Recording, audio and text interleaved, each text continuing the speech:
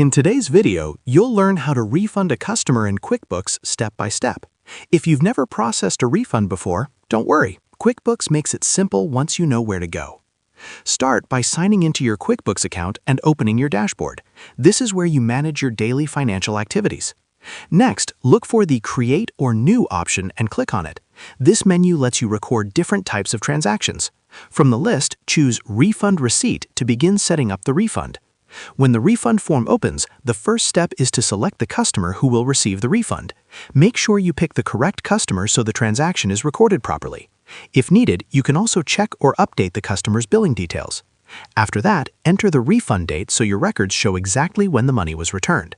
Now choose the payment method you used for the refund, such as cash, bank transfer, or card payment. Then select the account the refund will be paid from. This is usually your bank account or cash account, and choosing the right one keeps your financial reports accurate. Next, add the details of what you are refunding. Select the product or service, enter the service date if required, and type in the refund amount. It's a good idea to review these details carefully so they match the original transaction. Once everything looks correct, click Save to record the refund.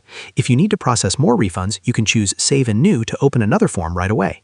Recording refunds properly helps keep your books organized and ensures your financial reports stay accurate. And that's how you refund a customer in QuickBooks. Share this video and subscribe for more helpful tutorials.